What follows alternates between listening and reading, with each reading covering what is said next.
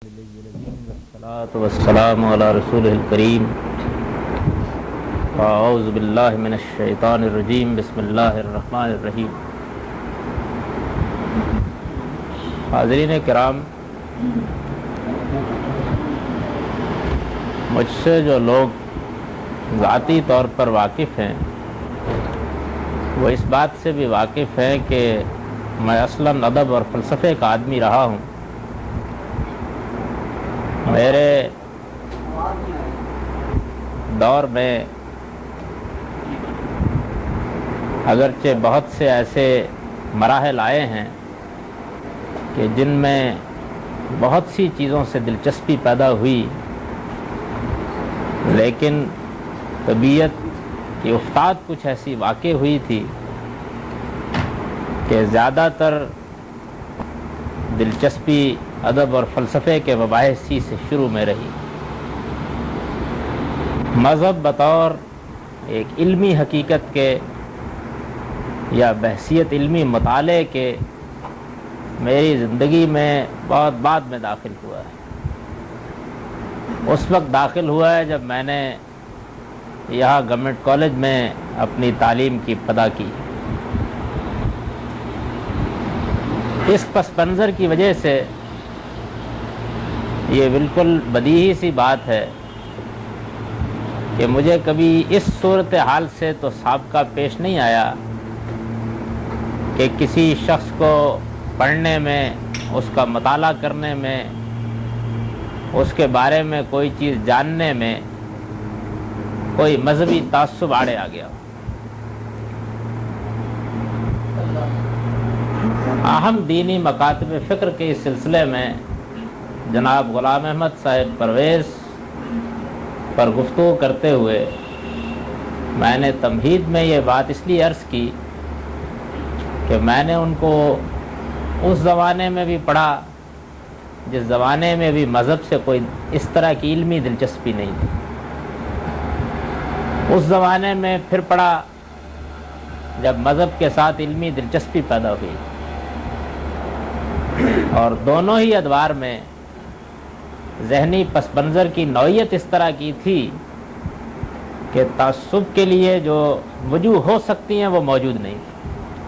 پہلے دور میں تو میں نے یہ عرض کر دیا کہ ادب اور فلسفے ہی کے پس منظر میں چیزیں نظر سے گزرتی تھی، اس وجہ سے تعصب کا کوئی باعث ہو نہیں سکتا. دوسرے دور میں جب میں نے ان کو پڑھا تو وہ میرا وہ زمانہ تھا کہ جس میں نفس مذہبی سے متعلق میرے ذہن میں بہت سے سوالات تھے. ادب و فلسفے کے پس منظر کی وجہ سے میں ہر چیز کو تشکیک کی نگاہ سے دیکھ رہا تھا. وہ عقائد، وہ نظریات جو مجھے متوارثت طور پر ملے تھے ان میں سے ایک ایک کو میں پرکھ رہا تھا، اور اس وقت طبیعت کی افتاد کچھ ایسی تھی کہ یہ جی چاہتا تھا کہ یہ سب کچھ غلط ثابت ہو جائے. اس وجہ سے اگر کسی پہلو سے کوئی تعصب تھا تو وہ اس نوعیت کا نہیں ہو سکتا تھا کہ ان کو پڑھنے یا ان کے بارے میں کوئی رائے قائم کرنے میں مانع ہوتا. میں نے ان کو اس زمانے میں پڑھا، اور اس زمانے میں جب میں نے ان کا مطالعہ کیا ہے تو پہلی چیز جس سے مجھے وحشت سی ہوئی وہ ان کا لکھنے کا اسلوب. ادب کا آدمی رہا ہوں، ایک خاص اسلوب تحریر ہی میرے ہاں کچھ بار پاتا ہے. جن لوگوں کو اس زمانے میں نے پڑھا تھا وہ اسی درجے کے لوگ تھے. ان کے بارے میں کچھ سنا، کچھ ان کی تصنیفات ہمارے مدرسے کی لائبریری میں تھی، نکال کر دیکھیں تو محسوس ہوا کچھ بہت تصنع کا انداز. مذہبی لحاظ سے اس وقت میں نے کوئی ان سے متعلق رائے نہیں اپنے اندر محسوس کی. بعد میں جب یہ معلوم ہوا کہ ان کا ایک خاص انداز فکر ہے تو پھر بہت سنجیدہ مطالعے کی طرف رغبت ہوئی. اب ادب سے متعلق اپنے ذوق پر قابو پا کر میں نے ان کی بہت سی چیزیں اس زمانے میں پڑھ ڈالی، اور اس طرح پڑھ ڈالی کہ بس ادھر سے ادھر تک ایک نظر دیکھتا چلا گیا. یہ بات معلوم ہو گئی کہ یہ کیا کہتے ہیں، کیا کہنا چاہتے ہیں، کیا چیزیں پیش نظر ہیں. لیکن ظاہر ہے کہ اب جب سب کا سب پڑھا تو اس میں ان کی وہ چیزیں بھی آئیں جن میں انہوں نے قرآن سے متعلق اپنی تحقیقات بیان کی ہیں، وہ چیزیں بھی آئیں کہ جن میں ان کا تفسیری نوعیت کا لٹریچر ہے. تو دوسری چیز جو بہت تواہش کا باعث ہوئی وہ یہ کہ عربی زبان جس کو میں بچپن سے جانتا ہوں، ادب کا طالب علم ہونے کی وجہ سے اس کے مزاج سے بہرحال واقف ہی رہا ہوں. اس کا ادب پڑھاتے ہوئے اب تو خیر بال سفید ہو گئے، لیکن اس زمانے میں بھی اس سے کوئی کم شغف نہیں تھا. تو مجھ پر یہ چیز اور بہت حیرت انگیز چیز واضح ہوئی کہ عربی زبان کیا ہوتی ہے، بلکہ عربی زبان تو خیر بہت دور کی چیز ہے، زبان ہی کیا ہوتی ہے اس سے یہ واقف نہیں. یہ چیز واضح ہو جانے کے بعد، اور اس کے واضح ہونے کے لیے مجھے کسی ریاض کی اس زمانے میں ضرورت نہیں تھی. زبان و ادب کا پس منظر اور بالخصوص عربی ادب سے غیر معمولی شغف، دونوں چیزیں بہت کافی تھیں کہ فیصلہ کن ہو جاتی. تو میں نے ان کو اٹھا کے رکھ دیا. دوسرا دور جس میں مذہب اور مذہب کے مکاتب فکر کا مطالعہ اس نقطہ نظر سے کیا کہ اب حقیقت کو تلاش کرنا ہے، جاننا ہے، یہ معلوم کرنا ہے کہ کیا چیز صحیح ہے، کسی نتیجے تک پہنچنا ہے. اس میں پھر ان کی اہم چیزوں کو اٹھایا اور اٹھا کر میں پوری سچائی کے ساتھ یہ عرض کرتا ہوں کہ بہت دیانتدارانہ مطالعہ کیا. یعنی اپنی طبیعت کے ان دونوں چیزوں پر قابو پا کر میں نے یہ صحیح کی کہ ہمدردی کے ساتھ میں پڑھوں، سمجھوں، جانوں. یہ ہو سکتا ہے کہ حق یہی. میرے پچھلے کم و بیش اس حیات مستعار کے 18 سال پبلک میں گزرے ہیں. اس میں کسی نہ کسی حوالے سے بہت سے لوگ مجھ کو جانتے رہے ہیں، بلکہ یہاں ایسے لوگ موجود ہیں کہ جو مجھے برسوں سے جانتے ہیں. جو لوگ مجھے جانتے ہیں وہ یہ بھی جانتے ہیں کہ میں نے اپنے اس 17-18 سال کے دور میں بڑے مراحل طے کیے. میں جس دینی فکر کو لے کر پیدا ہوا تھا میں نے اس کو چھوڑا. جس دینی فکر میں میری پرورش ہوئی تھی میں نے اس کو چھوڑا. جس دینی فکر پر مجھ پر سب سے زیادہ اپنے شعوری دور میں غلبہ رہا اس کو چھوڑا. اور اب میں جہاں ہوں لوگ جانتے ہیں کہ بہرحال اس کا ان تعصبات سے کوئی تعلق نہیں ہے کہ جو اس وقت سوسائٹی کے اندر موجود ہے.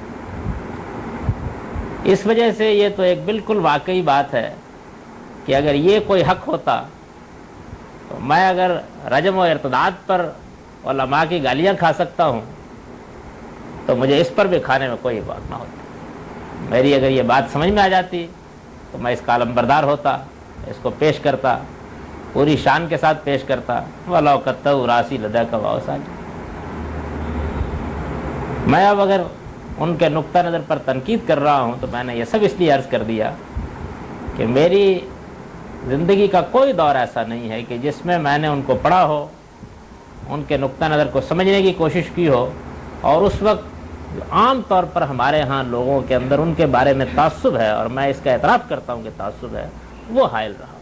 میرے ہاں کم سے کم یہ چیز کسی زمانے میں بھی نہیں رہی. میں اس وقت اس موضوع پر تو بحث کرنے کے لیے نہیں بیٹھا ہوا کہ ان کے لکھنے کا انداز کیا ہے. اس سے متعلق میں نے اپنا تاثر عرض کر دیا. اس میں ذوق مختلف ہو سکتے ہیں اور یہ ممکن ہے کہ کوئی شخص مجھ سے مختلف ہی رائے رکھتا ہو، لیکن بہرحال میں اپنے ذوق کے لحاظ سے ان کے اسلوب تحریر سے نہ صرف یہ کبھی متاثر نہیں ہو سکا بلکہ میں نے یہ عرض کیا کہ مجھے ہمیشہ وحشت تھی. میں یہاں ان کے دینی فکر پر تبصرے کے لیے بیٹھا ہوں، اس وجہ سے اپنی گفتگو کو اسی حد تک محدود رکھوں. غلام احمد صاحب پرویز کے دینی نقطہ نظر کا جب ہم جائزہ لیتے ہیں تو ایک تو یہ چیز ہے کہ انہوں نے قرآن مجید سے، عقل عام سے جو دین پیش کیا ہے وہ تفصیلات میں کیا ہے.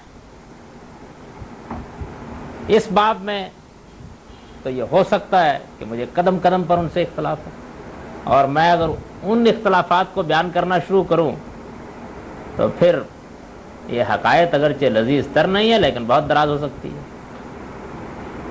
اس وجہ سے اس کو تو میں چھوڑتا ہوں. اور اہم دینی مکاتب فکر پر تبصرہ کرتے ہوئے یہ چیز میرے پیش نظر بھی نہیں ہے۔ اصل مسئلہ یہ ہے کہ ان کا فکر جن اصولوں پر قائم ہے وہ اصول کیا صحیح ہے یا نہیں۔ اگر وہ اصول صحیح ہیں تو میں اس کو بہت زیادہ اہمیت نہیں دیتا کہ نتائج میں غلطی ہو گئی۔ نتائج کا جہاں تک تعلق ہے، میں اس زمین پر جس شخص کو دین کے معاملے میں بہت بڑی اتھارٹی مانتا ہوں، اس کے بھی نتائج فکر سے مجھ کو بہت اختلافات ہیں، اور وہ اختلافات اب تو چھپے ہوئے نہیں ہیں، چھپے ہوئے موجود ہیں۔ اس سے بحث نہیں۔ اصول میں ایک آدمی صحیح ہے، اس نے نقطہ نظر صحیح قائم کیا ہے، وہ اپنے اصول کا اطلاق کرتا ہے تو وہ پیغمبر نہیں ہوتا، اس سے غلطی ہوتی ہے، غلطی ہوتی ہے، اور وہ ایک نہیں، دو نہیں، 10 20 بھی ہو سکتی ہے۔ یہ وہ چیز ہے کہ جو ہر صاحب علم کے ہاں پائی جاتی ہے۔ اس سے اگر کوئی ہستی مستثنا ہو سکتی ہے تو صرف اللہ کے پیغمبری کی ہستی مستثنا ہو سکتی ہے۔ اس وجہ سے میں اس میں بحث میں نہیں پڑھ رہا، میں ان اصولی باتوں کا ذکر کروں گا کہ جو پرویز صاحب کی فکر کی اساس ہیں، اور جن کی وجہ سے میں بہت ادب اور بہت معذرت کے ساتھ یہ عرض کر رہا ہوں کہ ان کے فکر کو نہ صرف یہ کہ غلط سمجھتا ہوں، بلکہ اس امت میں ایک ضلالت سمجھتا ہوں۔ اور میرے نزدیک اس زمانے میں ان کو اس ضلالت کی پیشوائی کا شرف حاصل ہے۔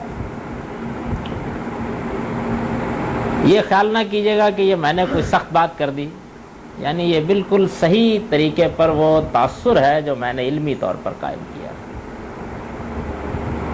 ان کے فکر کی اساس ہی غلط ہے، اور جب اساس ہی غلط ہے تو پھر نتائج کے معاملے میں کیا کہا جا سکتا ہے؟ تا سریا میرود دیوار کج، بنیاد صحیح نہیں ہے تو جہاں تک بھی دیوار اٹھائیے وہ ٹیڑھی اٹھے گی۔ وہ کیا چیز ہے کہ جو اصولی لحاظ سے ہی صحیح نہیں؟ جناب غلام احمد صاحب پرویز کا اصل امتیاز یہ رہا کہ انہوں نے بہت زور کے ساتھ یہ بات پیش کی کہ میں قرآن مجید کا طالب علم۔ ان کے ماننے والوں نے بھی ان کو قرآن مجید کے ایک جلیل القدر مفکر کی حیثیت سے پیش کیا۔ قرآن کو انہوں نے اپنی امتیازی چیز قرار دیا۔ وہ اس بات پر اصرار کرتے رہے کہ میں قرآن ہی سے جو کچھ لیتا ہوں، اور قرآن ہی کی بنیاد پر جو کچھ کہتا ہوں، قرآن ہی میرے ہاں محور ہے، اس وجہ سے میری ہر چیز پر اسی کی روشنی۔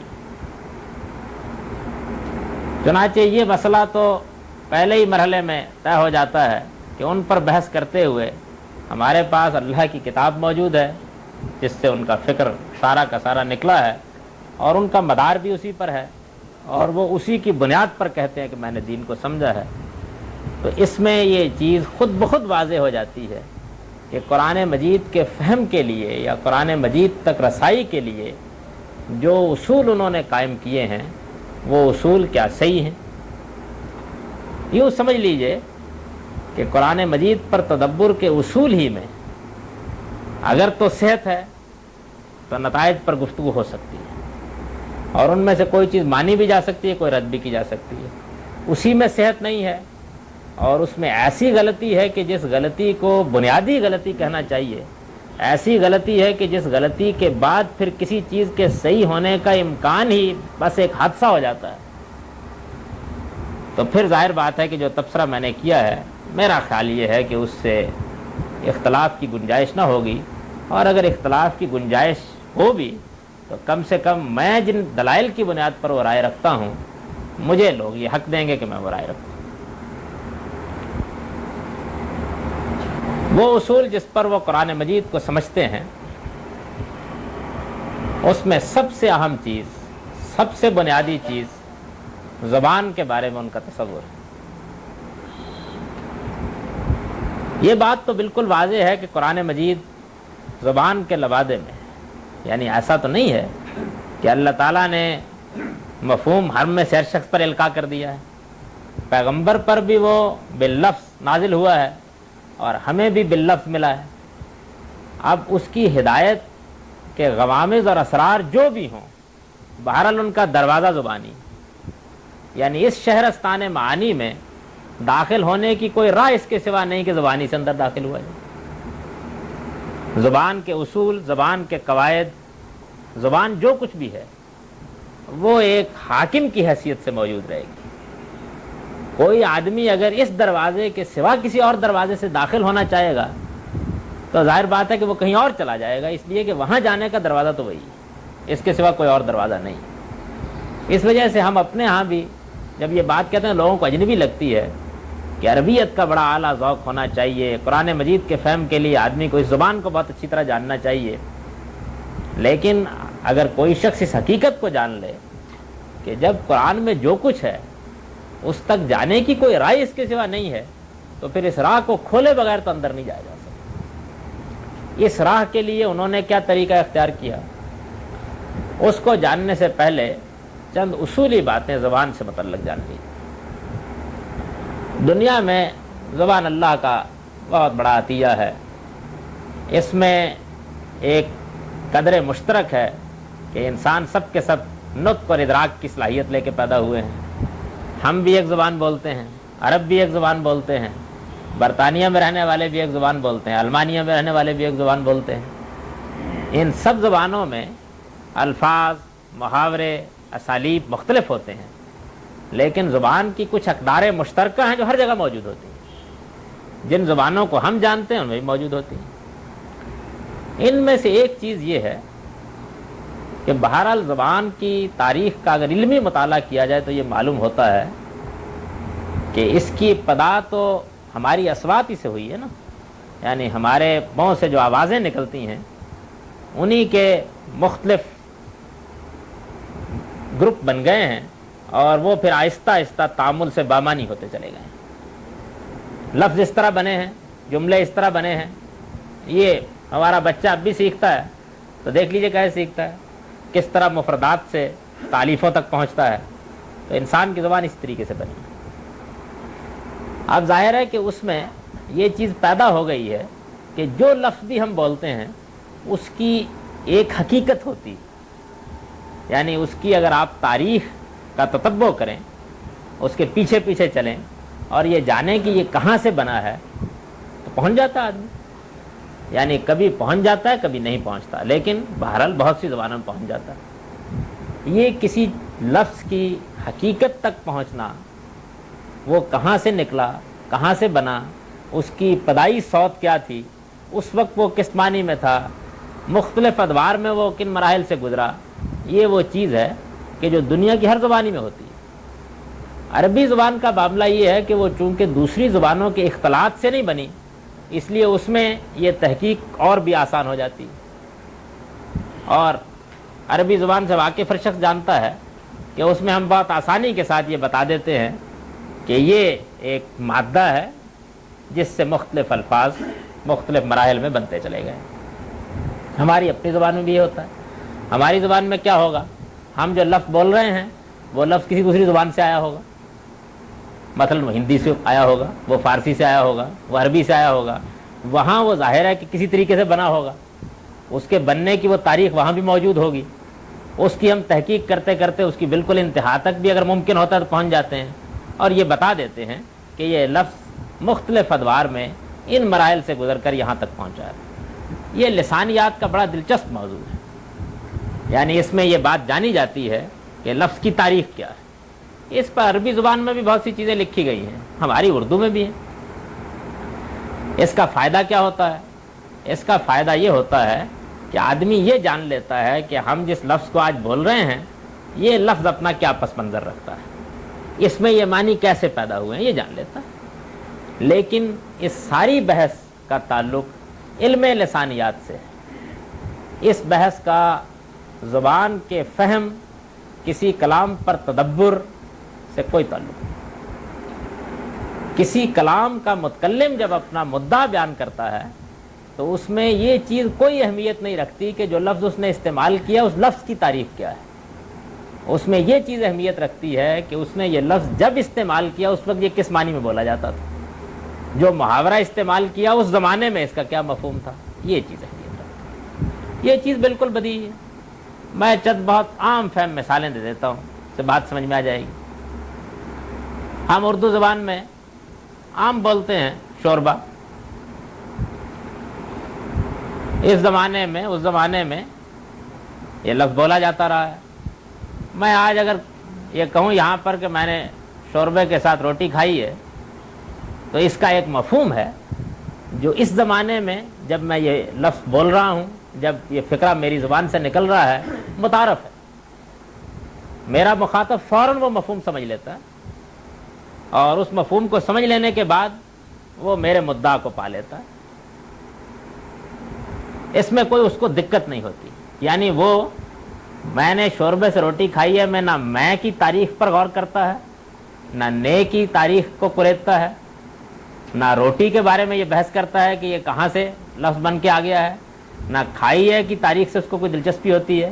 وہ اگر اردو زبان سے واقف ہے تو میں جیسے ہی یہ جملہ بولوں گا وہ اپنے متعارف علم کی بنیاد پر میرا مفہوم سمجھ لیتا، جان لیتا. یہ چیز ہے جو زبان میں اصل اہمیت رکھتی ہے. اب فرض کیجئے کہ علم و دانش کی کسی مجلس میں کوئی لسانیات کا باہر ہے، اس سے یہ سوال کیا جاتا ہے کہ یہ لفظ شوربہ بنا کیسے ہے. تو وہ مثال کے طور پر یہ کہتا ہے کہ بھائی بات یہ ہے کہ اصل میں یہ لفظ قدیم دری زبان سے ہوتا ہوا آیا ہے. شور نمک کو کہتے ہیں. اب بھی فارسی میں یہ لفظ اس معنی میں استعمال ہوتا ہے، اردو میں بھی استعمال ہوتا ہے. سمندر کو اسی وجہ سے دریائے شور کہا جاتا ہے. اور با پانی کو کہتے ہیں. تو یہ لفظ نمکین پانی کے لیے استعمال ہوتا تھا، آہستہ آہستہ ایک خاص طرح کے سالن کے لیے استعمال ہونے لگ گیا. یہ اس نے تحقیق بیان کر دی. اس تحقیق سے ہمیں روشنی ملی کہ یہ لفظ کیسے بنا ہے، اس کے پس منظر کیا ہے.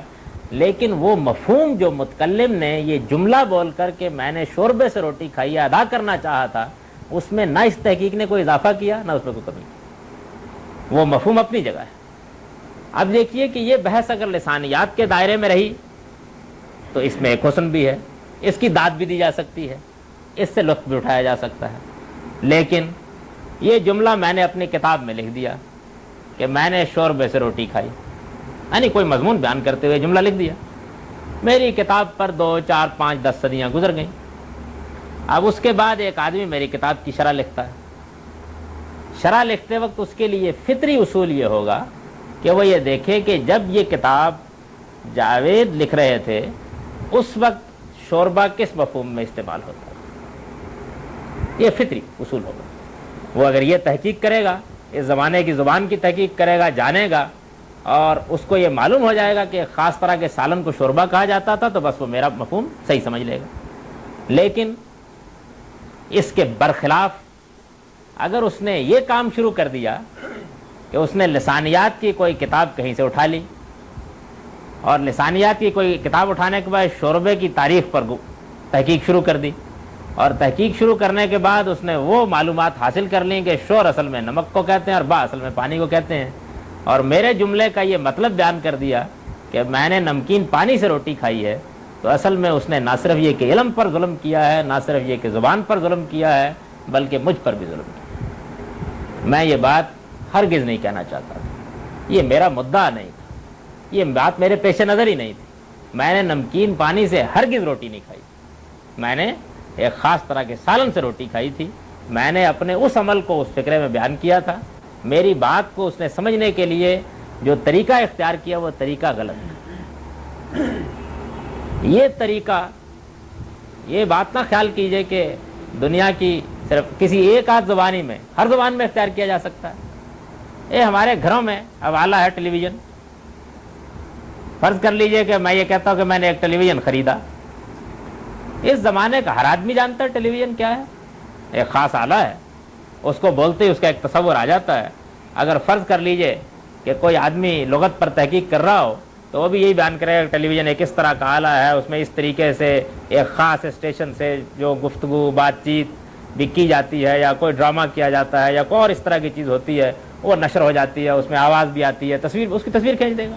اور اگر وہ چیز اس زمانے تک موجود ہوگی تو ہم کہہ دیں گے کہ وہ ٹیلی ویژن جو ہمارے گھروں میں پڑا ہوا ہے، ہر آدمی جانتا ہے.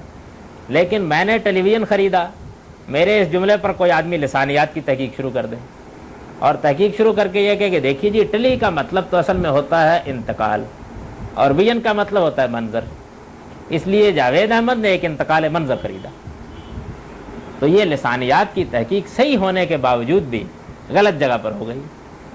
ٹیلی ویژن کو ٹیلی ویژن کا نام کیوں دیا گیا ہے، اس کے لیے لسانیات کی تحقیق کیجئے۔ شوربا کا لفظ کیسے وجود میں آیا ہے اور اس سالن کو شوربا کیوں کہتے ہیں، اس کے لیے لسانیات کی تحقیق کیجئے۔ لیکن کسی متکلم کی بات کا مفہوم جاننے کے لیے اس تحقیق کی پرے کاہ کے برابر بھی کوئی اہمیت نہیں۔ جو آدمی اس طرح کی حرکت کرے گا اس کے بارے میں دو ہی باتیں کہی جا سکتی ہیں، یا تو یہ ہے کہ اس بیچارے کو زبان سے، ادب سے، اسالیب سے کوئی واقفیت نہیں، وہ اس معاملے میں بالکل بے علم ہے، اور یا یہ ہے کہ وہ جان بوجھ کر اپنی بات متکلم کے منہ میں ڈالنا چاہتا ہے۔ ان دونوں میں سے کوئی ایک بات لازماً کہنی پڑے گی، یعنی یا تو یہ صورت ہو سکتی ہے کہ وہ بیچارہ ایسا بے علم ہے کہ اس کو یہ معلوم ہی نہیں کہ میں نے شوربے کے ساتھ روٹی کھائی اور میں نے ٹیلی ویژن خریدا، ان جملوں کا مفہوم متعین کرنے کا طریقہ کیا، یا تو اس کو معلوم ہی نہیں بیچارے کو، کہیں سے اس کو لسانیات کی کوئی کتاب مل گئی ہے، وہ اس نے پڑھ لی ہے، کہیں سے اس کو پتہ چل گیا کہ لفظوں کی ایک تاریخ بھی ہوا کرتی ہے، اس کو اس نے کہیں سے سن لیا ہے یا جان لیا ہے اور اس کی بنیاد پر اس نے جو کہنا تھا کہہ دیا۔ یا تو یہ صورت ہے، اور یا یہ صورت ہے کہ وہ جانتا ہے کہ ٹیلی ویژن کے معنی کیا ہوتے ہیں اور وہ جانتا ہے کہ شوربے کا مفہوم کیا ہوتا ہے، اور اسے معلوم ہے کہ اس متکلم کے کلام کو سمجھنے کے لیے کیا طریقہ اختیار کرنا چاہیے، لیکن جو بات متکلم کے کلام سے نکل رہی ہے وہ اس کو ماننے کے لیے تیار نہیں ہے، اور جب اس کو ماننے کے لیے تیار نہیں ہے تو اس نے پھر یہ طریقہ اختیار کیا ہے کہ اپنے مخاطب کو بھول بھلیاں میں الجھا کر لسانیات کی اس طرح کی بحثیں کر کے متکلم کے مدعا کو بدل دے، یعنی یا تو وہ بے علمی میں ہے اور یا پھر یہ ہے کہ وہ اپنے مدعا کو متکلم کے منہ میں ڈالنا چاہتا ہے۔ یہ دو ہی باتیں ہو سکتی ہیں۔ یہ تو پہلی بات جان لیجیے۔ دوسری بات زبان ہی سے متعلق یہ دیکھیے کہ دنیا کی ہر زبان میں اور ہماری زبان میں بھی تشبیہ بھی ہوتی ہے، استعارہ بھی ہوتا ہے، تمثیل بھی ہوتی ہے، یعنی دنیا کی کوئی زبان بھی اس سے خالی نہیں ہے۔ مثال کے طور پر دیکھیے کہ میں یہ کہتا ہوں کہ بھائی جب سے میں نے دوپہر کا کھانا کھایا معلوم ہوتا ہے سینے میں آگ لگی ہوئی ہے۔ میرے اس جملے کو سننے کے بعد اردو زبان سے واقف کوئی عامی بھی یہ نہیں کہے گا کہ ان کے سینے میں کسی آدمی نے دو چار لکڑیاں گھسا دی ہیں اور ان کو آگ لگی ہوئی۔ ہر آدمی یہ جانتا ہے کہ یہ آگ کا لفظ یا مجازن بولا گیا ہے، یعنی اس سے مراد وہ آگ نہیں ہے جو چولہے میں جلتی ہے۔ لیکن اگر مثال کے طور پر میں یہ کہوں کہ آ رہا تھا میں تو بھئی ہوا یہ کہ ہماری بیگم صاحبہ چولہا دہکا کے بیٹھ گئی، انہوں نے کہا میں تو تمہیں چائے پلا کے بھیجوں گی، ابھی تو آگ جل رہی ہے، ابھی میں اس پر دیگچی رکھتی ہوں، پک جائے گی، پی کے چلے جانا۔ اب ان جملوں میں جو لفظ آگ استعمال ہوا ہے، اگر کوئی آدمی کہے کہ اس سے مراد سینے کی آگ ہے تو ظاہر بات ہے کہ اس کے بارے میں پھر کیا رائے قائم کی جا سکتی ہے۔ یعنی میں یہ تو مانتا ہوں کہ آگ کا ایک مجازی مفہوم بھی ہے، آگ کا ایک حقیقی مفہوم بھی ہے، لیکن مجاز اور حقیقت اس کے اسالیب طے ہیں، یعنی ہر آدمی یہ جانتا ہوتا ہے کہ کہاں سینے کی آگ لگی ہوئی ہے اور کہاں چولہے کی آگ لگی ہوئی ہے، ہر آدمی جانتا ہوتا ہے۔ جب ہم یہ شعر پڑھتے ہیں کہ دونوں طرف ہے آگ برابر لگی ہوئی تو ہم جانتے ہیں کہ یہ کون سی آگ ہے جو برابر دونوں طرف لگی ہوئی ہے۔ کوئی نہیں یہ کہتا کہ یہ صاحب تو غالباً کہیں اپنی موم بتی کو دونوں طرف سے جلا کے بیٹھ گئے ہیں۔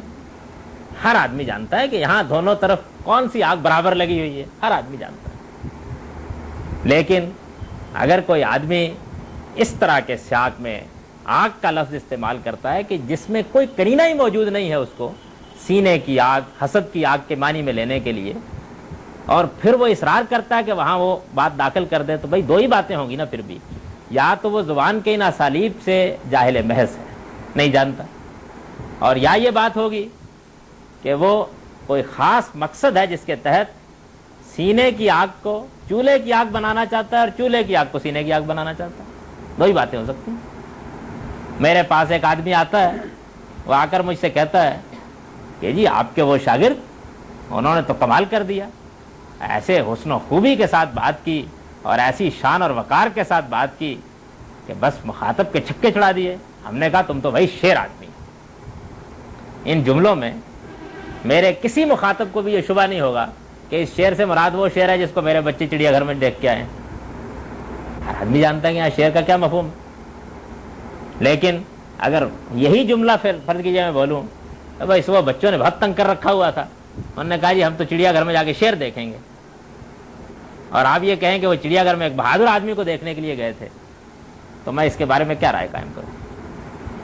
یعنی ایک مخصوص سیاق و سباق ہے جس میں وہ مفہوم بالکل صحیح ہے اور اس کا قرینہ موجود ہے, ہر آدمی جانتا ہے کہ صحیح ہے. تمثیل کا بھی بالکل یہی معاملہ ہوتا ہے.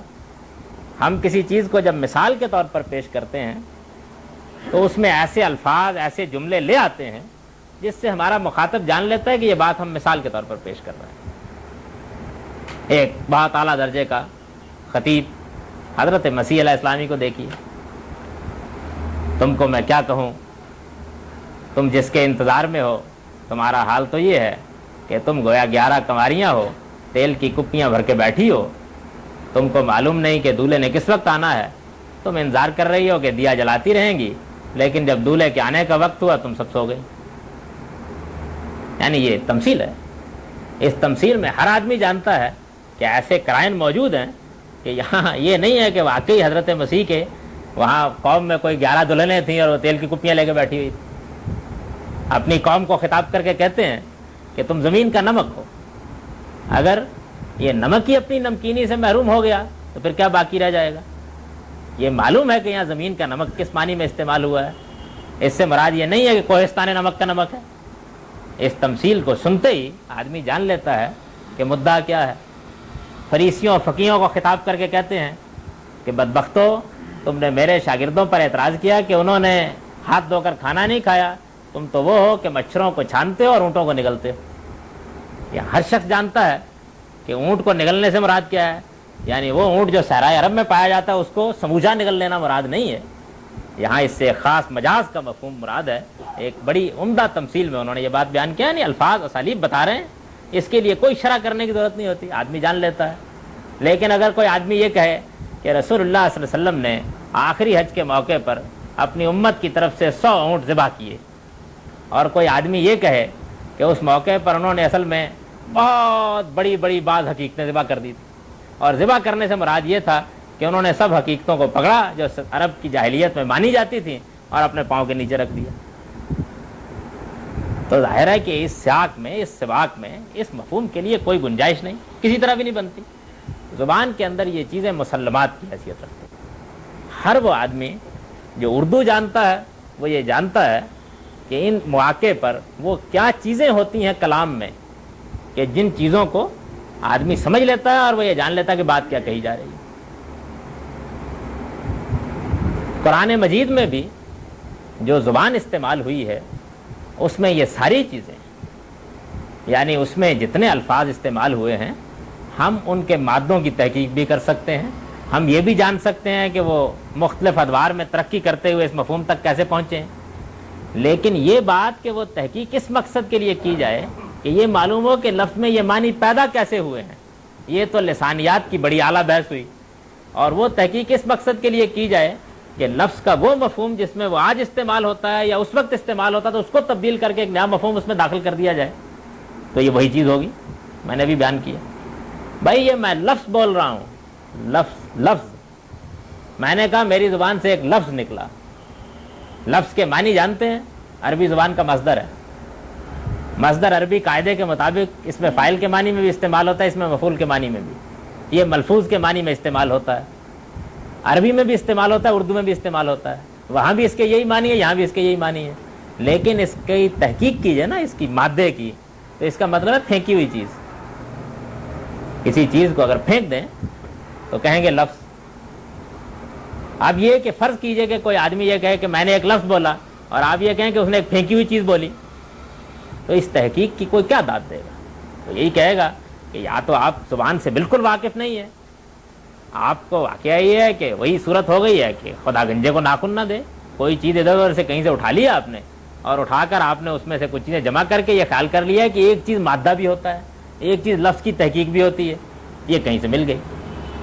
میں یہ عرض کرتا ہوں کہ عربی زبان میں ایک تو ایسے لوگ ہیں کہ جنہوں نے لغت اس اصول پر ترتیب دیا ہے. ان میں ایک تو ہمارے امام راغب ہیں جن کی مشہور قرآن مجید کے مفردات پر لغت ہے, اور دوسرے ایک اور صاحب ہیں جنہوں نے مقائص اللغہ لکھی ہے. ان دونوں نے یہ کیا ہے کہ یہ چیز اپنے لغت میں بیان کی ہے لسانیات کے پہلو سے کہ یہ لفظ حقیقت میں تھا کیا, یہ چیز بیان کی ہے. یہ چیز اب فرض کیجئے کہ کسی آدمی کے سامنے آ گئی, اس نے یہ سوچا کہ بلی کے بھاگوں چھینکا ٹوٹا, یہ مل گئی مجھ کو. اب یہ مل گئی ہے تو میں اس کے ذریعے سے تشبیہوں کو, استعاروں کو, مطالب کو, مفاہیم کو, ہر چیز کو بدل ڈالوں گا. یا تو میں نے عرض کر دیا کہ وہ یہ حرکت اس صورت میں کر سکتا ہے کہ وہ زبان سے اس کے قواعد و اسالیب سے بالکل ناواقف ہو, اور یہ اس صورت میں کر سکتا ہے کہ وہ جانتے بوجھتے ایک بات کو نہیں ماننا چاہتا اور ایک دوسری بات متکلم کے منہ میں ڈالنا چاہتا ہے, اور اس نے اس کو ایک ہتھیار کے طور پر استعمال کر لیا. عربی زبان ہی نہیں, اردو زبان میں بھی ایک اور چیز یہ ہوتی ہے کہ کسی چیز کا عرف کیا ہے. یہ عرف نہ صرف یہ کہ معاشرے میں ہوتا ہے, بلکہ اس سے بھی آگے بڑھ کر بعض اوقات ایک شاعر اور ایک ادیب اور ایک محقق اور ایک فلسفی اپنے کلام میں تخلیق کر لیتا ہے. علامہ اقبال نے اپنے کلام میں خودی کو جس معنی میں استعمال کیا ہے وہ ان سے پہلے الشاذ کالمعدوم کسی نے استعمال کیا. جس مفہوم میں انہوں نے استعمال کیا, خودی ہمارے ہاں ایک برے مفہوم میں استعمال ہوتا تھا, لیکن اس لفظ کا انہوں نے ایک مخصوص مفہوم لیا اور اس کو اپنے فلسفے میں بڑی اعلیٰ جگہ دی. یہ ان کا عرف ہے. یہ لفظ اب اپنے لغوی مفہوم میں نہیں رہا. علامہ اقبال کے کلام میں اس کو اس کے اس عرف کی روشنی میں دیکھا جائے گا اور عرف کی روشنی میں سمجھا جائے گا. میں نے اس سے پہلے بھی یہاں یہ مثال دی تھی کہ ہمارے ہاں اب بھی اس وقت بھی ہر آدمی جانتا ہے کہ وہ گاڑی جس کو ہم تیزگام کہتے ہیں وہ بھی پیسنجر ٹرین ہے, اور وہ گاڑی جس میں سائیوال شریف سے بیٹھ کر آ جائیے اور ہر اسٹیشن پر رکتی ہے وہ بھی پیسنجر ٹرین ہے. بھائی لغت کے لحاظ سے تو مسافر گاڑی ہیں دونوں ہی, لیکن اگر کوئی آدمی ہمیں آ کے یہ کہتا ہے کہ میں پیسنجر ٹرین سے آیا ہوں تو کوئی آدمی اس سے تیزگام نہیں سمجھے گا.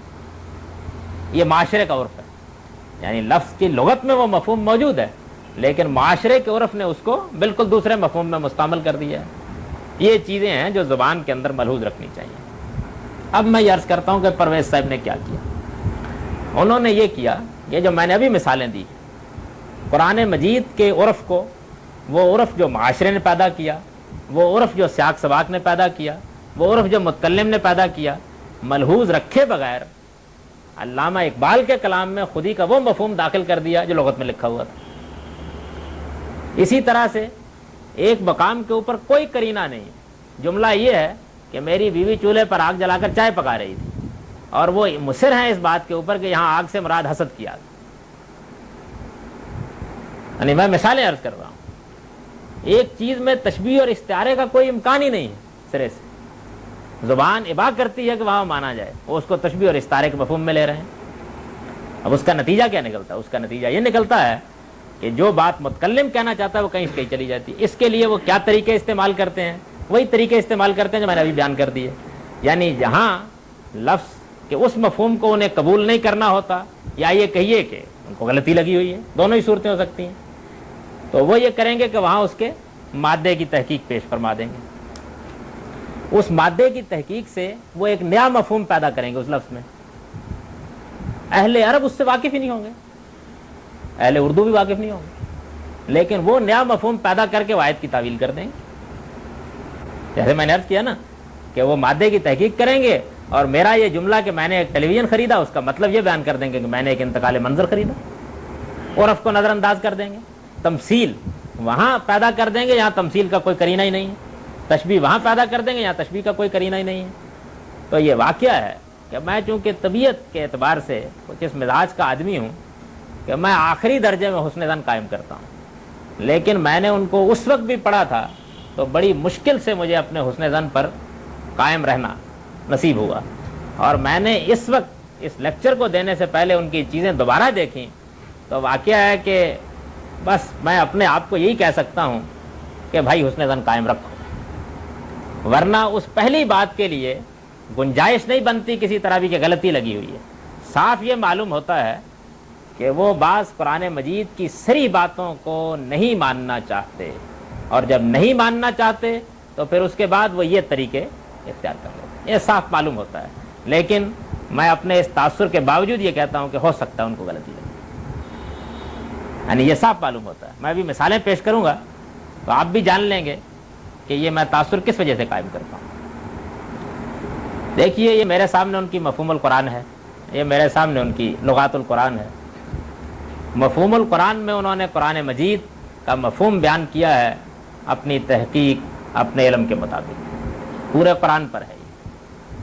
اور لغات القرآن میں انہوں نے جو مفہوم بیان کیا ہے اس کا پس منظر, اس کا علمی استدلال واضح کیا ہے. یہ دونوں میرے سامنے ہیں. ان دونوں میں سے میں بہت سی مثالیں تو اس لیے پیش نہیں کر سکتا کہ وقت محدود ہے, لیکن میں اپنے مدعا کو چند مثالیں پیش کے وعدے کر دیتا ہوں. اس سے اندازہ ہو جائے گا کہ ان کا اس معاملے میں کیا رویہ رہا ہے, کیا نقطہ نظر رہا ہے. مفہوم القرآن میں جناب غلام احمد صاحب پرویز نے سورہ نمل میں ان مقامات کی شرح فرمائی ہے جن مقامات میں حضرت سلیمان اور حضرت داؤد کے واقعات زیر بحث آئے ہیں. یہ خیال نہ کیجیے گا کہ یہ جو میں 2-3 مثالیں پیش کر رہا ہوں اس نقطہ نظر کی نمائندہ مثالیں یہی ہیں. یہ میں نے تفہیم مدعا کے لیے یہ محسوس کیا کہ آسان ہے سمجھانی, پیش کر رہا ہوں. ورنہ یہ تینوں کی تینوں جلدیں اگر شروع سے پڑھنی شروع کر دی جائیں تو ان میں سے ہر صفحہ اس کی مثال ہے جو کچھ انہوں نے قرآن مجید کے ساتھ کیا. یہ دیکھیے کہ حضرت سلیمان علیہ السلام کا لشکر اپنے ہاں سے نکلا ہے, قرآن مجید اس کو بیان کر رہا ہے. اب اس لشکر کا ذکر قرآن نے کیا کہ وہ حشر سلیمان جنودہ من الجن والانس والطیر فہم یوزعون, یعنی حضرت سلیمان کے لیے ان کا سارا لشکر اکٹھا کیا گیا. اس میں جن بھی تھے, اس میں انسان بھی تھے, اس میں پرندے بھی تھے. یہ اب اس میں لفظ جن عربی زبان کا معروف لفظ ہے, میں کہتا ہوں اردو زبان کا بھی معروف لفظ ہے. اسی طریقے سے لفظ انس عربی کا بھی معروف لفظ ہے, اردو میں بھی استعمال ہوتا ہے انس و جہاں. اور طیر ہماری اردو میں بھی استعمال ہوتا ہے, عربی میں استعمال ہوتا ہے, یہ لفظ استعمال ہوتے ہیں. ان کے لیے یہ تو آسان ہے کہ وہ یہ مان لیں کہ انس کا مطلب تو آدمی ہے, اس لیے کہ آدمی تو بہرحال پائے جاتے ہیں اس دنیا میں, روز دیکھتے ہیں ہم. لیکن جن اور پرندے یہ بھی سلیمان کے لشکر میں شامل تھے. بظاہر تو لگتا ہے نا کہ بڑا مشکل کام ہے اس کو ماننا. تو اب انہوں نے کیا کیا, انہوں نے یہ کیا کہ جن اور طیر دونوں کو تختہ مشق بنایا. جن کو کیسے بنایا؟ بالکل اسی طرح جیسے میں نے شوربے کی مثال پیش کی تھی. معروف لفظ ہے عربی کا. اگر کوئی آدمی اس پر تحقیق کرے تو تحقیق کر کے یہ کہے گا کہ یہ جنوں کو جن اس لیے کہتے ہیں, یعنی یہ کہے گا جنوں کو جن اس لیے کہتے ہیں کہ عربی میں جنہ جنوں کے معنی ہوتے ہیں چھپا ہونا, تو یہ چونکہ نظر نہیں آتے اس وجہ سے ان کو جن کہا جاتا ہے. ایک دوسرا آدمی کیا کرتا ہے, وہ یہ کرتا ہے کہ جنہ جنوں کے معنی چھپے ہونے کے ہوتے ہیں, لہذا چھپی ہوئی کوئی مخلوق وہ کوئی صحرا کے باشندے بھی ہو سکتے ہیں. شوربہ ہو گیا, یعنی جو میں نے مثال پیش کی اسی کی روشنی میں دیکھ لیجئے. تو یہ انہوں نے کیا. اچھا یہ تو چلیے ہو گیا. اب مسئلہ پیدا ہوا طیر کا. وہ عربی زبان کا اتنا معروف لفظ ہے پرندوں کے معنی میں کہ دوسرا کوئی لفظی شاید تلاش کرنا مشکل ہو جائے. بہت معروف لفظ ہے, لیکن اس کو بھی لینا مشکل ہوا. تو انہوں نے اس کی تحقیق کی. اب جن کی تحقیق تو خیر سادہ ہے, میں نے عرض کر دی. ذرا یہ دیکھیے کہ انہوں نے اس کی تحقیق جو کی ہے وہ کیا ہے. لفظ طیر کو سامنے رکھیے اور پھر اندازہ کیجئے کہ یہ سب کس طرح ہوتا ہے. لفظ طیر کے اوپر بحث کرتے ہوئے اس کے مختلف مفاہیم بیان کرتے ہوئے لغات القرآن میں لکھتے ہیں فرسن مطار اور تیار, ہوشیار اور تیز رفتار گھوڑے کو کہتے ہیں. سورہ نمل میں ہے کہ حضرت سلیمان کے لشکر جن, انس اور طیر پر مشتمل سے. جن سے مراد وحشی قبائل ہیں, انس مہذب آبادیاں اور طیر تیز رفتار گھوڑے. یہ مفہوم غور فرمایا آپ نے کہاں سے نکلا؟ پوری عربی زبان میں, اس کے تمام لغتوں میں اس کے تمام استعمالات میں ایک مثال بھی پیش نہیں کی جا سکتی کہ تیر گھوڑے کے لیے استعمال ہوتا ہو. بھائی میں بھی یوں بول سکتا ہوں کہ یہ گھوڑا کیا ہے, یہ تو اڑتا ہوا پرندہ ہے, بول سکتا ہوں میں, سمجھ رہے نا یہ بات. لیکن یہ لفظ اگر فرض کیجئے کہ مجھے مجاز کے معنی میں استعمال کرنا ہو تو کوئی کرینہ ہوگا نا جس میں میں استعمال کروں گا. اگر کرینہ موجود نہیں ہے تو پھر اس کے معنی پرندے ہی کے ہوں گے.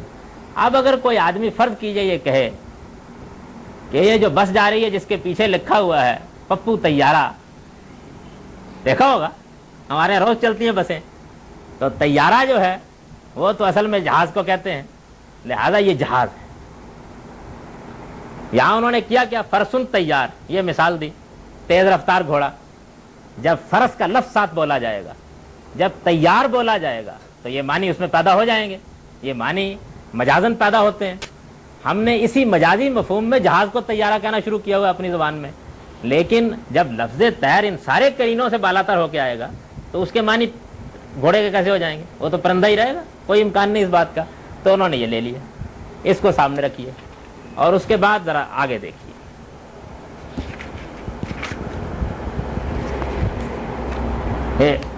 ان کو یہ خیال ہوا کہ رسالے کے گھوڑے بھی کہنا ذرا مشکل کام ہے یہاں, تو انہوں نے ترجمہ کیا ہے سلیمان کے لشکروں میں شہروں کے مہذب باشندے, جنگلوں اور پہاڑوں کے دیو ہیکل وحشی اور قبیلہ تیر کے شاہ سوار سب شامل تھے.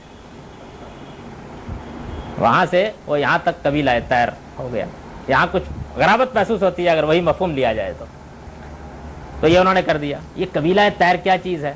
کسی قبیلے کا نام قرآن نے لینا ہو تو اس کے لیے کیا یہی طریقہ ہے کہ اب تیر کہہ دیا جائے؟ ساری دنیا اس مصیبت میں پڑی رہے پرندے, اور اس سے مراد ہو قبیلہ. اگر کسی قبیلے کا نام بھی تیر ہو تو اس کے لیے کرینہ ہوگا, شواہد ہوں گے, زبان کے اندر وہ چیز موجود ہوگی کہ اس کو جان لیا جائے. اچھا, یہ بات کہ صحرا کے باشندے جنگل میں رہنے والے, ان کے لیے معروف لفظ قرآن مجید میں استعمال ہوا ہے آراب, استعمال ہوا ہے نا. اگر فرض کر لیجئے کہ حضرت سلیمان کے لشکر میں یہ تھے تو قرآن نے جہاں صحرا کے باشندوں کا ذکر کیا قالت الاعراب آمنا, معروف لفظ ہے. ایک معروف لفظ کو چھوڑ کر قرآن مجید نے ایک لفظ بنایا جن, جس سے نہ عربی واقف تھی نہ عرب واقف تھے دونوں. اس کے بعد یہ دیکھیے فرماتے ہیں کہ جب یہ سب لشکر ہو گئے تیار, حتی اذا اتوا علی واد النمل, یہاں تک کہ وہ وادی نمل میں آئے. یعنی اب ظاہر ہے کہ نمل عربی زبان کا معروف لفظ ہے, چیونٹیوں کے لیے بولتے ہیں. چیونٹیوں کی وادی میں آئے, مشہور قرآن مجید کا یہ مقام ہے, لوگ جانتے بھی ہیں اسے. ان کے لیے یہ بڑا مشکل ہے کیونکہ جو آگے بات بیان ہوئی ہے وہ یہ ہے کہ وہاں چیونٹی نے گفتگو کی اور حضرت سلیمان نے سن لی. یہ ماننا بہت مشکل کام ہے, وہ نہیں ماننا چاہتے اس کو. جب نہیں ماننا چاہتے دیکھیے انہوں نے کیا کیا. وہ یہ لکھتے ہیں کہ ایک دفعہ کا ذکر ہے کہ سلیمان کو معلوم ہوا کہ سبا کی مملکت اس کے خلاف سرکشی کا ارادہ رکھتی ہے, چنانچہ وہ بطور حفظ ما تقدم اس کی طرف لشکر لے کر روانہ ہوا. راستے میں وادی نمل پڑتی تھی. ملک سبا کی طرح اس مملکت کی سربراہ بھی ایک عورت تھی. جب اس نے اس لشکر کی آمد کی خبر سنی تو اپنی رعایا کو حکم دیا کہ وہ اپنے اپنے گھروں میں جا کر پناہ گزین ہو جائیں. یہ وادی نمل میں عورت تھی. نمل تک تو چلیے میں ان کی بات مان لیتا. قرآن مجید نے کہا کالت نملتن, کالت نملتن, ظاہر ہے کہ نمل اس میں جنس ہے, نملہ چیونٹی کو کہتے ہیں. اب وہ یہ کہتے ہیں کہ نملہ کا لفظ کا مطلب ہے نمل قبیلے کی عورت. اگر یہ ان کی سربراہ تھی تو عربی کے کس قاعدے کی روح سے نکرہ استعمال ہو سکتا ہے؟ یہ نملہ تو نہیں کہہ سکتے, دی نملہ ہی کہیں گے, لیکن قرآن میں تو یہاں کالت نملتن ہے. اچھا, دوسری بات یہ کہ نملہ اس کا نام تھا, اس عورت کا نام تھا. یہ بات تو نمل سے معلوم ہوتی ہے کہ صحیح نہیں, ان کی بات بھی یہی ہے. نملہ سے مراد ہے قبیلہ نمل کی ایک عورت. تو بھائی مجھے یہ بتائیے کہ اگر کوئی عورت قبیلہ اوس کی ہو تو اس کو عربی میں کیا کہیں گے, اوسا یا اوسیا؟ اگر کوئی قبیلہ بنی عبد شمس کی ہو تو کیا کہیں, ابشمیہ کہیں گے یا ابشما؟ یعنی اگر فرض کیجئے کہ قرآن مجید نے یہاں یہ کہنا ہوتا کہ قبیلہ نمل کی عورت, تو قرآن کہتا کالا نملیہ, یہ کہتا. یعنی عربی میں اس کی تو کوئی گنجائش نہیں. اس نسبت کے لیے تو یہ کہتا نا, پاکستانی بولیں گے نا آپ, بھائی نسبت کیجئے لگائیں گے उसके बाद वो लफ्ज़ बनेगा उस मानी में। इन सब चीज़ों को बिल्कुल नज़रअंदाज कर दिया। ये ज़ुबान के मुसल्लमा उसूल सबको नज़रअंदाज करके उनकी सरबराह भी एक औरत थी और उसका नाम इसलिए नमला आया है कि वो कबीला नमल से ताल्लुक़ रखती थी। यानी यहाँ अगर फ़र्ज़ कर लीजिए कि उसको कबीला नमल की औरत के मानी में ले लीजिए तो मानेगा एक औरत ने कहा कालत नमलतुन, और अगर उसको इस मानी में लेना चाहेंगे तो अरबियत की रूह से ज़रूरी होगा कालत नमलियतुन कहा जाए। अब शमीयतुन, औसियतुन, मदनियतुन, यानी आप इलाके से निस्बत करें, आप कबीले से निस्बत करें, बहरहाल इसी तरह बोलेंगे, कोई चारा इसके सिवा नहीं। तो ये उन्होंने इसके साथ किया। अब उसके बाद देखिए इससे पीछे आया है उल्लिमना मंतकत तैर, यानी हजरत सुलेमान ने अपने ऊपर अल्लाह का ये एहसान बयान किया कि हमको परिंदों की जुबान सिखाई गई। मंतिक मारूफ लफ्ज़, तैर भी मारूफ लफ्ज़, मुश्किल है ये मानना। तैर तो हो गए ना रिसाले के घोड़े उनके नज़दीक, और मंतिक तैर से मुराद ये हो गई कि रिसाले के घोड़ों को सुधारने और इस्तेमाल में लाने के तरीके अल्लाह ताला ने हमको सिखाए। सवाल ये है कि अरबी ज़ुबान का कोई जानने वाला लफ्ज़ मंतिक को इस मानी में बोलेगा और तैर को इस मानी में बोलेगा? इसका कोई इम्कान ना उर्दू में है ना अरबी में है। लेकिन यह है कि जब वो आए इस बात पर तो कर दिया उन्होंने। इसके बाद देखिए कि जहां पर मलका सबा का तख्त लाने का जिक्र है, उसने कहा काला यायुल मला अय्युकुम यातीनी बिअर्शिहा कबला यातूनी मुस्लिमीन, यानी मुझे कौन उसका तख्त ला कर देगा, तख्त ला कर देगा, सादा तर्जुमा है, इसके सिवा लफ्जों का मफहूम वो भी कोई और नहीं कर सकते। मैंने ये कहा कि सुलेमान ने मलका से कहा कि मुझे कौन उसका तख्त ला कर देगा, वो कहते हैं कि असल में सुलेमान ने ये कहा था कि मुझे उसके पाया तख्त को फतह करके कौन देगा। इस सियाक में, इस उसलूब में इसकी कोई गुंजाइश नहीं, लिया ही नहीं जा सकता। इसके लिए अरबी ज़ुबान के मारूफ असालीब है। इसको तो पढ़ने के बाद, उर्दू में भी इस जुमले को पढ़ने के बाद वही मफहूम समझा जाएगा जो हर आकिल आदमी समझता है। इसमें इसकी कोई गुंजाइश ही नहीं है कि ये मफहूम आप ले लें। उसके बाद जो कुछ आगे हुआ है उसके बारे में अब मैं क्या अर्ज कर सकता हूँ, इसी को आगे बढ़ाते चले गए हैं, यहाँ तक कि ये नौबत भी आ गई है कि मैं अगर इस सफ़े के ऊपर तबसरा करूँ तो मैं ये बताऊँ कि ऐसे ऐसे तजादात का सामना उनको करना पड़ा है कि बड़ी दिलचस्प सूरत हाल पैदा हो गई। उन्होंने कहा कि फतह करके उसको लाइए। अब वहाँ ये मुकालमा हो गया कि कौन आएगा। उन्होंने कहा, एक साहिब ने कहा कि मैं यहाँ आपके पड़ाव उठाने से पहले पहले फतह करके आ जाऊँगा पाया तख्त को। दूसरे साहिब ने, जिनके पास मालूम नहीं किस चीज़ का कोई इल्म था, उन्होंने ये कहा कि आप पलक झपकिए, मैं फतह करके आ जाऊँगा। पलक झपकिए ये मुहावरा फतह करके आने के लिए इस्तेमाल हो सकता है? भाई जाएंगे, लड़ेंगे कुछ देर के बाद, बहरहाल घंटे 2 घंटे से अच्छा। इसके बाद दिलचस्प सूरत हाल ये पैदा हो गई कि हज़रत सुलेमान ने उसका तख्त मंगवा लिया। जब मंगवा लिया तो उन्होंने कहा कि मसला असल में ये पैदा हो गया था कि उन्होंने जब उनके पास जंग में तो फतह हो गई तो उन्होंने कहा कि अब नक्किरू अर्शहा, अब जाओ और इसके पाया तख्त को रौंद डालो। फौज शिकस्त खा गई, उसने शिकस्त तस्लीम कर ली। पाया तख्त को रौंदवाने के लिए हजरत सुलेमान क्या फसाद बर्पा करने वाले बादशाह थे, लेकिन वो मफहूम चूंकि नहीं लेना तो कहा उसके पाया तख्त को रौंद डालो। अब उसके बाद हजरत सुलेमान उसको लेकर गए, सारा पाया तख्त बर्बाद कर दिया गया। ये वो दीन है कि जिस दीन के अंदर एक दरख्त काटने के लिए भी हुज्जत चाहिए होती है। पाया तख्त के बाद मलका सबा को ले जाया गया, वो बेचारी फतह पाने के बाद मगलूब हो चुकी है, उसको ले जाया गया और कहा गया कि ये तुम्हारा तख्त पाया तख्त है, इसी तरह का है। उसने कहा कुछ इसी तरह का होता था। वहाँ है ना कि उनको तख्त दिखाया गया और ये कहा गया कि क्या ये तुम्हारा ही तख्त है, तो उसने कहा कि बस कुछ इसी तरह का था। अब इसके नतीजे में जो हजरत सुलेमान उसूल जंग, उसूल जिहाद के साथ हो गए, उससे कोई दिलचस्पी नहीं। मसला सिर्फ ये है कि ये बात के तख्त को उठाकर चश्मददन में ले आया जाए, ये मानने के लिए तबीयत आमादा नहीं। ये मैंने यानी उस उसूल की मिसाल पेश की। अब इसके बाद सिर्फ चंद चीज़ें सुन लीजिए और यही उम्मीद ये है कि बहुत किफ़ायत कर जाएंगी इस सारे नुक्ता नज़र को जानने के लिए।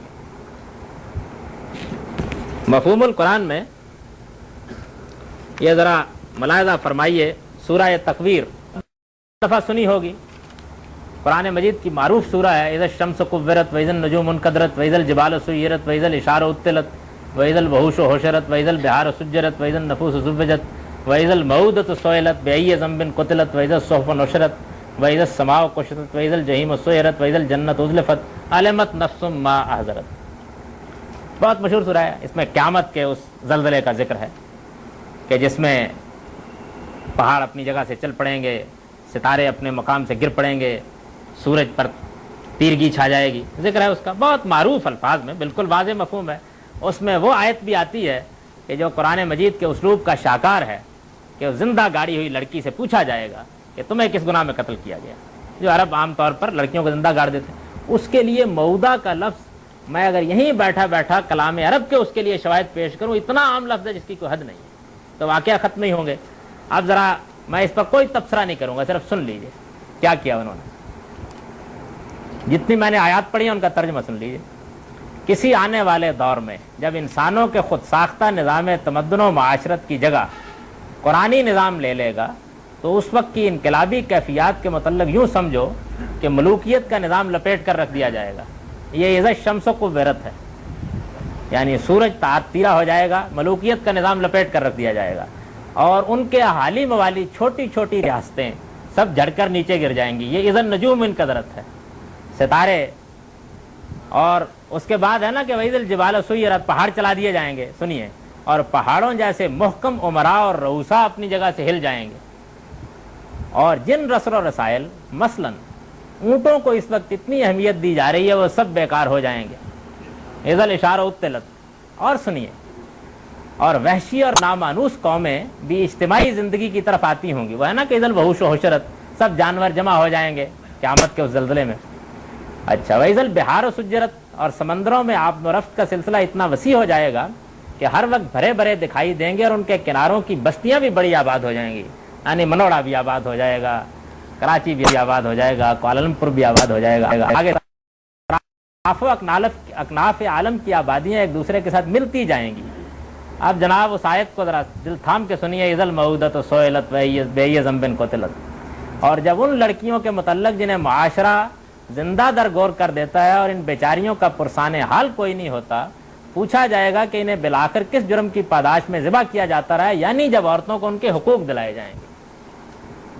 یہ اس زمانے کی خبر ہے نا جس میں اب, اور آگے دیکھیے ظاہر ہے کہ زمانہ یہ ہے جس میں ہم اس وقت جی رہے ہیں. وَإِذَا الصُّحُفُ نُشِرَتْ, اور جب اخبارات اور رسائل جگہ جگہ پھیل جائیں. یہ خاتمہ کلام, اس پر میں کیا تبصرہ کر سکتا. یعنی میں نے جو اصول بیان کیے ہیں ان کی روشنی میں دیکھ لیجئے انہوں نے کیا کیا ہے. انہوں نے زبان کے عرف کو, زبان کے سیاق کو, اس کے سباق کو, الفاظ کے ان مدلولات کو جو بالکل واضح ہیں, تشبیہ اور تمثیل کے ان طریقوں کو جن میں دوسری رائے نہیں ہو سکتی, بالکل تلپٹ کر کے ہمیں اخبارات اور رسائل کی دنیا میں پہنچا دیا ہے. اور وہ زندہ گاڑی ہوئی لڑکی, واقعہ ہے کہ قرآن میں وہ آیت پڑھ کے طبیعت لرز اٹھتی تھی.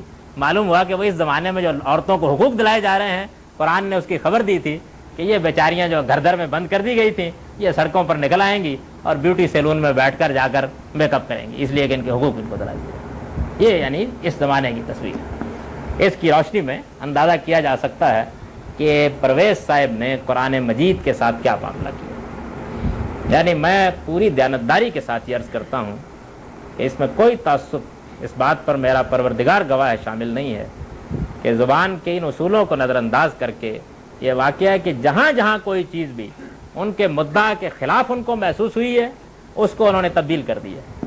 دیکھیے میں یہاں اس کی ایک بڑی عجیب مثال پیش کروں, بہت سادہ مثال ہے.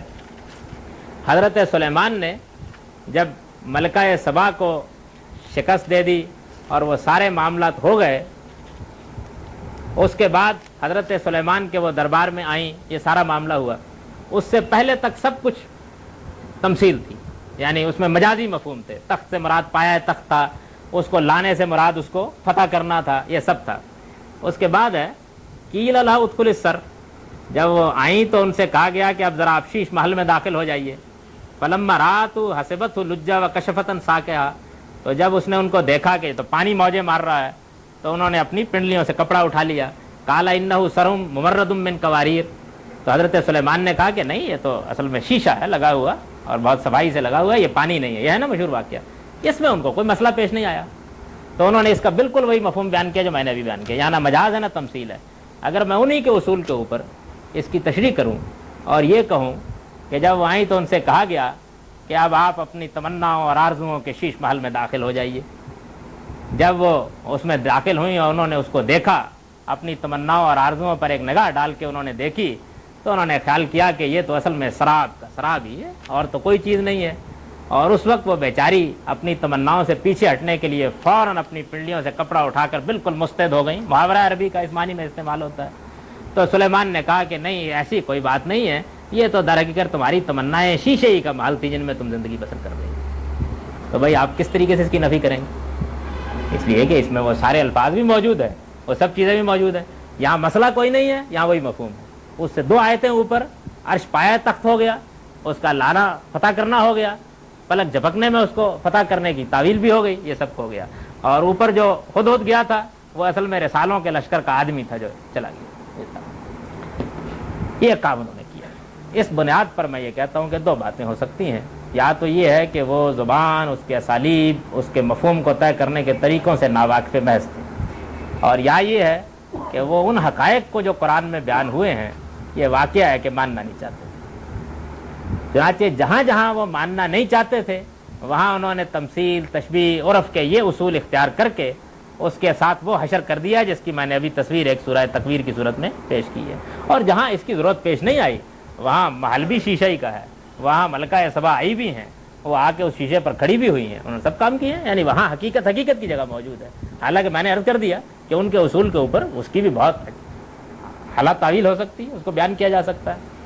یہ وہ بنیادی اور اصولی چیز ہے جس کی وجہ سے میں پرویز صاحب کے سارے نقطہ نظر ہی کو دین میں ایک ضلالت کہتا ہوں، اور چونکہ انہوں نے بڑے زور شور کے ساتھ ہمارے نئے تعلیم یافتہ طبقے کے سامنے جو ان چیزوں کی حقیقت سے واقف نہیں تھا اس کو پیش کیا، اور یہ چیز کچھ قبول عام بھی حاصل کر گئی، تو میں یہ کہتا ہوں کہ اس ضلالت کی پیشوائی کا شرف ان کو اس زمانے میں حاصل ہے۔ اس اصولی تنقید کے بعد میرے نزدیک وہ ان لوگوں میں شامل کیے جانے کے لائق ہی نہیں ہیں کہ جن لوگوں کو ہم علمی یا فکری لحاظ سے کوئی اہمیت دیں۔ یہ اہمیت ان کو حاصل ہو گئی ہے، اور بدقسمتی سے اس بے علمی کے زمانے میں حاصل ہو گئی ہے تو تبصرہ کرنا پڑا، ورنہ ان کے نتائج فکر، انہوں نے کیا چیزیں اخذ کی، ان پر میں کسی تبصرے کی ضرورت محسوس کرتا۔